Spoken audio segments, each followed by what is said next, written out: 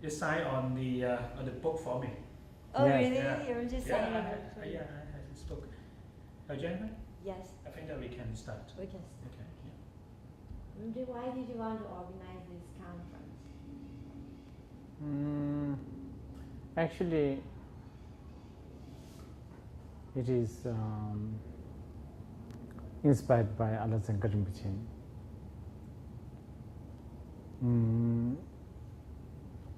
When initially 84,000, 84,000, what do you call it, the project launched in India, I got somehow, I found myself become caretaker, interim caretaker. I still like to believe that. And even at that time, there was a strong suggestion of this cross translation between the Chinese and the Tibetan Tipitakas and Shastras.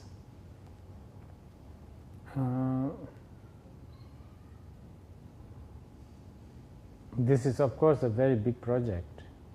I mean, it's not something that, as much as I aspire to do it, it's not something that one can do within one's lifetime. Of course, who knows?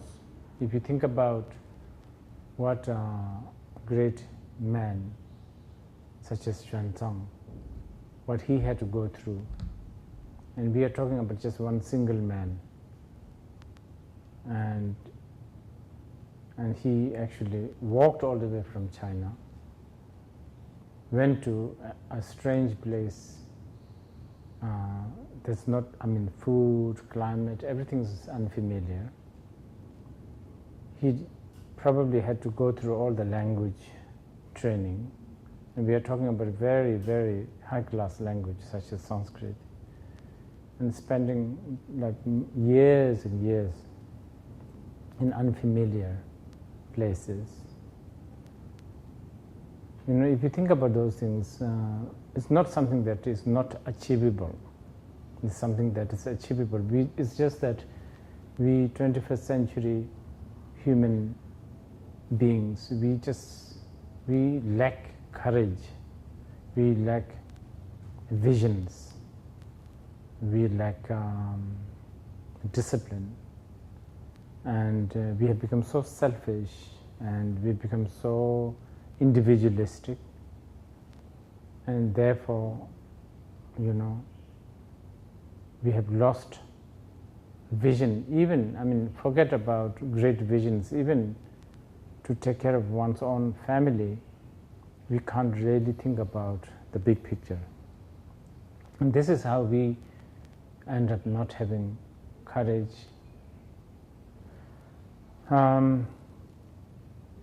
As a follower of the Buddha myself,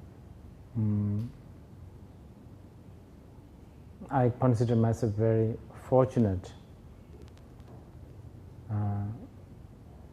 to have encountered this endeavor in this activity, although not as a Buddhist teacher, not as a, I mean, I don't know, Buddhist practitioner, and definitely not as a translator. I have not none of this ability or skill. But if I can be a facilitator in any way, even for a day or two, if you think about what kind of benefit it can bring to the world in general, and especially the Chinese-speaking world and the Tibetan-speaking world,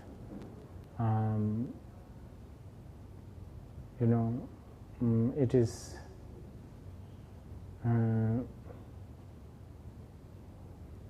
something that would be so stupid of anyone not to do it. And why is it so important to do it now? As I was saying, You know, from the beginningless time, the world has tried to make itself right and comfortable and happy, and there's not one single evidence that has made its success. Today we are boasting about, you know, human beings can go to the moon, we can actually talk to miles away people, actually, you know, like through the FaceTime we can actually look at each other, internet, what else? I mean, all the scientific achievements are just so mind-boggling. But what are they for? They are supposedly to make our life comfortable, happy and all that. But still people suffer, if not more, at least faster, because we make things much faster, so our suffering comes faster. And yet there are few things. I mean, there's Buddha's teaching that from the day he taught till today, it hasn't, you know, it has, if anybody is practicing it, if anybody bothers to read it, if anybody bothers to explore it, guaranteed that it gives you a liberation from this suffering and the cause of suffering. Whether you do it or not, of course, it's individual, you know, individual motivation, individual quest. But if you do it wholeheartedly, we have seen again and again, if you apply words of the Buddha for 1 hour, that amount of freedom and liberation you get. If you apply the words of the Buddha for 1 month, that amount of liberation you get. And that human, you know, sort of advancement may have evolved. We may have gone through the moon, our boats may be not sinking in the ocean, our aeroplanes must be flying, but as I said, none of them has given us a guaranteed, what do you call it, answer. And this is one method that is still, you know, there. And Buddha's teaching, they are not time bound, they are not culture bound. It's not like taught to some snow dwellers or desert dwellers or forest dwellers who need a specific survival, you know, I don't know, survival guidance. It's very universal, it's very, very up to date. What Buddha taught, every word of it is true 2,500 years ago, it's true now, and it will be true forever. So I like to see one day